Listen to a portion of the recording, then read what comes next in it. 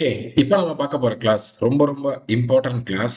அதுவும் வந்து ஆ டெக்ஸ்ட்ட பத்தி தான் நம்ம படிக்க போறோம். இந்த ஃபோல்டர்ல இருக்கிறது எல்லாமே பார்த்தீங்கன்னாக்கா, டெக்ஸ்ட் ஸ்டைலிங், டெக்ஸ்ட் கிரியேட்டிங் அத பத்தி தான் படிக்க போறோம். ஸோ, பிஃபோர் தட் நீங்க டெக்ஸ்ட்டுக்கு போறதுக்கு முன்னாடி, டைப்போகிராஃபினா என்ன அப்படின்னு நீங்க ஃபர்ஸ்ட் ஆஃப் ஆல் தெரிஞ்சிருக்கணும். ஓகேங்களா? அத பத்தி ஒரு இன்ட்ரோ வீடியோ தான். இன்ட்ரோ வீடியோ இல்ல, இது மெயின் வீடியோவே இதுதான். இங்க பாருங்க.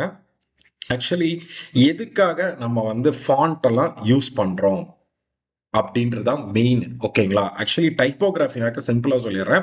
நீங்க ஒரு வார்த்தை டைப் பண்றீங்க அப்படின்னாக்கா, அந்த டைப் பண்ண வார்த்தைக்கு ஃபாண்ட் செட் பண்றது, ஃபாண்ட் சைஸ் செட் பண்றது, அலைன்மென்ட் பண்றது இதெல்லாம் சேர்த்து பண்ற ஒர்க்குக்கு பேர் தான் டைப்போகிராஃபின்னு சொல்லுவாங்க.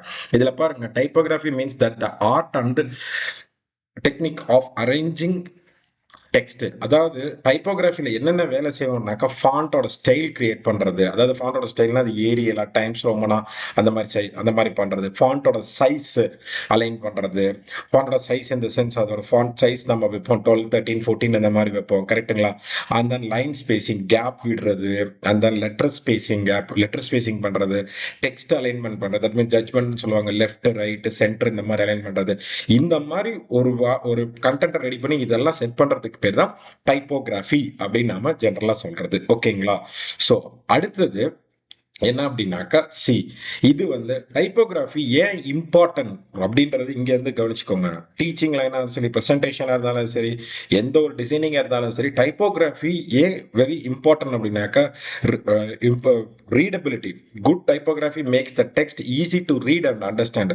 அதாவது நீங்க டைப்போகிராஃபியை பொறுத்த வரைக்கும் நீங்க இந்த ஃபாண்ட் செலெக்ஷன் பண்றப்ப கரெக்டான ஃபாண்ட் செலக்ட் பண்றப்ப தான் ஈஸியா ரீட் பண்ண முடியும், அண்டர்ஸ்டாண்ட் பண்ண முடியும். And then clarity helps students quick catch the points.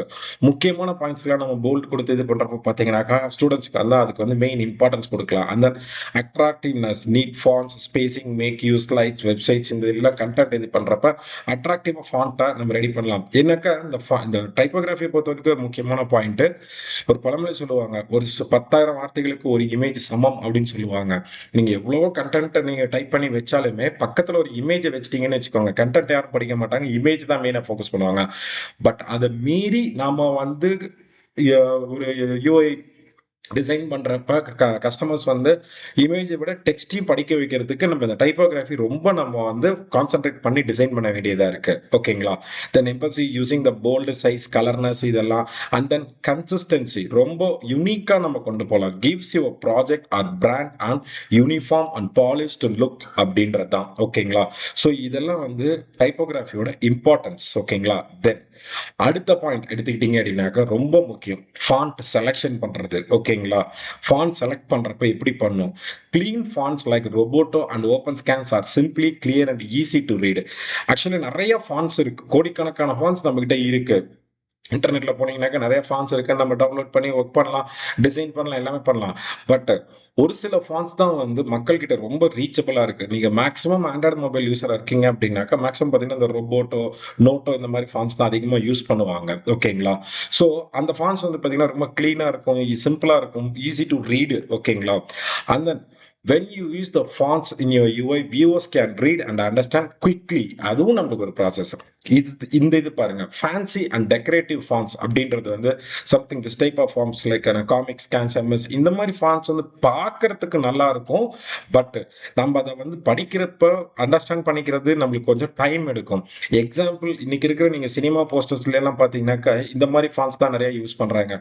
நீங்க ஒரு படத்தோட டைட்டில் என்னன்னு படிக்கிறதுக்கே கொஞ்சம் டைம் எடுத்து நீங்க படிக்க வேண்டியதா இருக்கும். ஸோ அது மாதிரி ஃபாண்ட்ஸ் நம்ம மேக்ஸிமம் அவாய்ட் பண்றது நல்லது நம்ம யூஐ டிசைனிங்ல. So clean fonts improves the comparison, becomes viewers spend less time struggling to read, more time understanding the content. அதாவது கரெக்டான ஃபாண்ட் நீங்க சூஸ் பண்றப்ப வியூவர்ஸ் வந்து சீக்கிரமா படிச்சு அந்த கண்டென்ட் அண்டர்ஸ்டாண்ட் பண்ணி போறதுக்கு யூஸ்ஃபுல்லா இருக்கும். ஸோ ஃபாண்ட் செலக்ட் பண்றப்ப கரெக்டா நீங்க பார்த்து பண்ணுங்க. இப்போ எக்ஸாம்பிள் ரொபோட்டோ வந்து இமீடியட்டா to immediate for importance for typography அப்படின்றது வந்து ஈஸியா அண்டர்ஸ்டாண்ட் பண்ண வைக்கும்.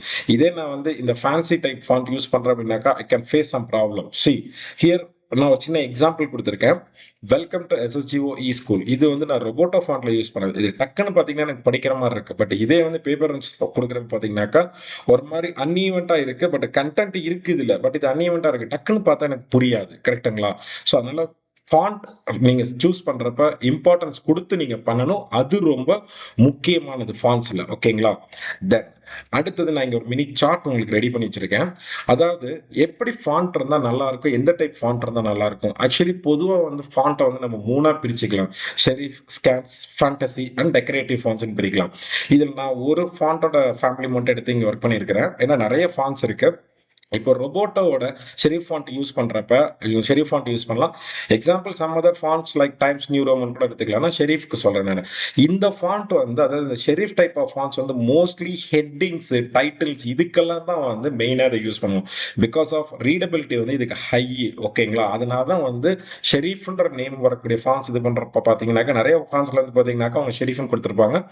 அதை வந்து நம்ம யூஸ் பண்றப்ப ஹெட்லைனுக்கு அதை யூஸ் பண்ணலாம். ஓகேங்களா? Element professional readable for headings.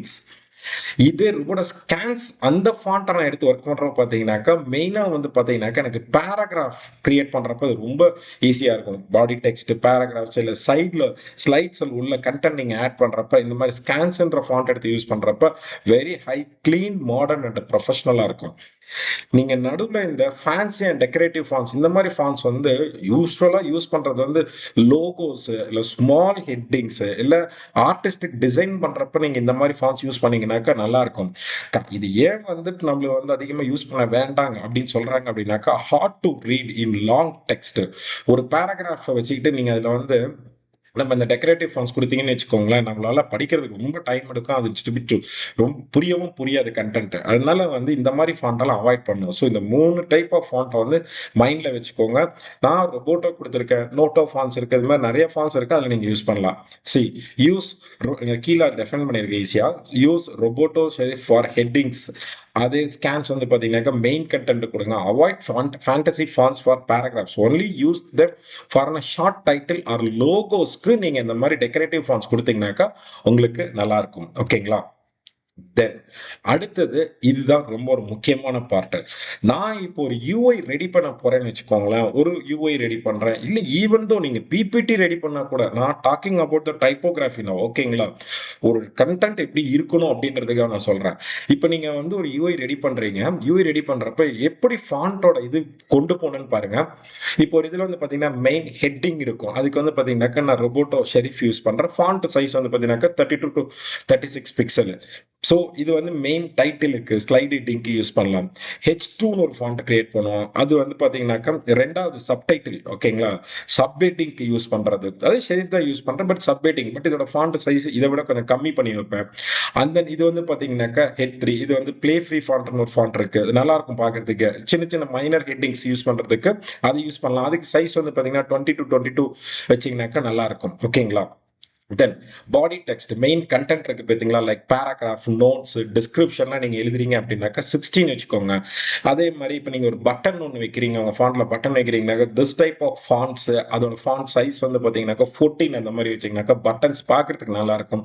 அந்த ஸ்மால் கேப்ஷன்ஸ் அந்த மாதிரி பண்றீங்கன்னாக்கா இப்போ ஓப்பன் ஸ்கேன்ஸ் ஃபாண்ட் இந்த மாதிரி ஃபாண்ட்ல வந்து 12 வச்சு பண்ணீங்கன்னாக்கா நல்லா இருக்கும் உங்களுக்கு பார்க்கறதுக்கே.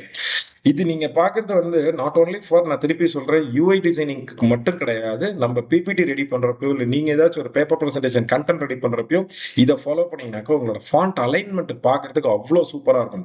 இந்த மாதிரி ஒர்க் பண்றதுக்கு பேர் தான் we are saying as typography. இங்க பாருங்க, keep heading larger and bolt.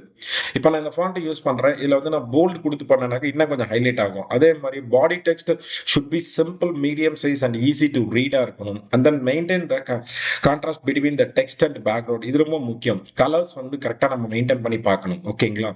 So இது வந்து ஃபாண்ட் சைஸ் அண்ட் ஸ்டைலிங் பத்தி முக்கியமான விஷயம். அடுத்தது நான் இங்கே உங்களுக்கு வந்து சிம்பிளா ஒரு இது நான் பண்ணியிருக்கிறேன். இங்க பாருங்க. சி இது நான் வந்து நம்ம ஃபிக்மால இப்போ நீங்க ஆக்சுவலி பார்த்துக்கிட்டு இருக்கிறது ஃபிக்மா சாஃப்ட்வேர்ல தான் நான் அதை காமிச்சிட்டு இருக்கேன். ஓகேங்களா? நான் இந்த மெயின் மெனுனா ஹைட் பண்ணியிருக்கேன். நிறைய வீடியோஸ்ல இதை பத்தி சொல்லியிருக்கிறேன். நான் சைட்ல இருக்க இந்த லெஃப்ட் சைடு நம்ம பேனல் இருக்கு பார்த்தீங்களா, கண்ட்ரோல் ஃப்ரண்ட் ஸ்லாஷ் கொடுத்தீங்கன்னாக்கா அது ஹைட் ஆயிரும். ஓகேங்களா? ஸோ இங்க பாருங்க, ஷிஃப்ட் 1னாக்க என்னோட ஃபுல் ஸ்கிரீன் இருக்கு. நான் இதுலயே தான் எல்லாமே ரெடி பண்ணேன். நான் தனியா பிபிடிக்குன்னு இதுக்கு நான் பண்ணல நான். ஓகேங்களா? ஸோ இப்போ பாருங்க, நான் இதை வந்து நான் ஒரு ஃப்ரேம் ஒன்று கிரியேட் பண்ணி அதில் வந்து இது ஒரு சின்னதாக ஒரு கண்டென்ட் மாதிரி உங்களுக்கு சாம்பிள் காமிக்கிறதுக்காக ரெடி பண்ணேன்.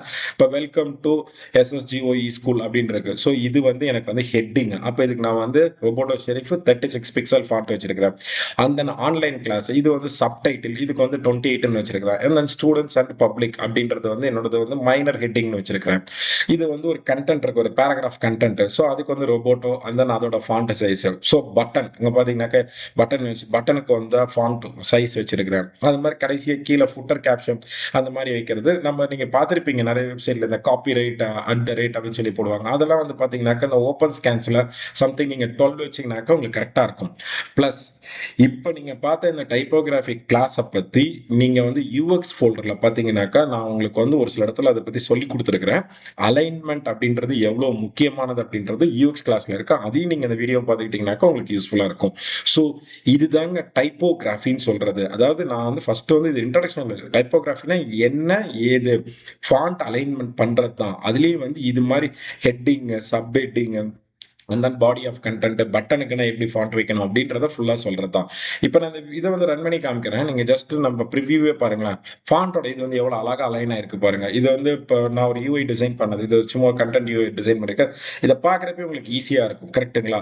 அண்ட் தென் நீங்க இது மாதிரி ஃபாண்ட் கரெக்டா பிக்சல் வச்சு போறப்ப across the world across the devices எந்த டிவைசஸ் போனாலும் கரெக்டா இந்த பிக்சல் வேல்யூ நம்மளுக்கு செட் ஆகும். ஓகேங்களா? ஸோ இது மெட்டீரியல் டிசைன் சொல்லி யூஐல நம்ம யூஐ ஃபோல்டர்ல மெட்டீரியல் டிசைன் ஒரு வீடியோ இருக்கும். அந்த வீடியோ பார்த்தீங்கன்னா இன்னும் அதை பத்தி தெரிஞ்சுக்கலாம். டீட்டெயிலாக இன்னும் நிறைய அதில் சொல்லியிருக்கிறேன். பட் இப்போ இதில் வந்து பார்த்தீங்கன்னாக்கா நம்ம வந்து டைப்போகிராஃபி பற்றி தான் சொல்லியிருக்கிறோம். ஸோ இது வந்து ரொம்ப ஒரு இம்பார்ட்டண்டான வீடியோ. உங்களுக்கு வந்து திருப்பி ஒரு ரீவைண்ட் பண்ணி பாருங்க. ஏன்னா அடுத்த வீடியோ வந்து நம்ம வந்து டெக்ஸ்ட் டைப் பண்றது எப்படி, அலைன்மெண்ட் பண்றது எப்படி, ஸ்டைல் பண்றது எப்படின்னு பார்க்க போறோம். But before going to that இது வந்து நீங்க தெளிவா மைண்ட்ல செட் பண்ணிட்டீங்கன்னா தான் கரெக்டா ப்ரொசீஜரா உங்களால ஒர்க் பண்ண முடியும். ஓகேங்களா? ஸோ அடுத்த வீடியோல மீட் பண்ணலாம். All the best. தேங்க்யூ.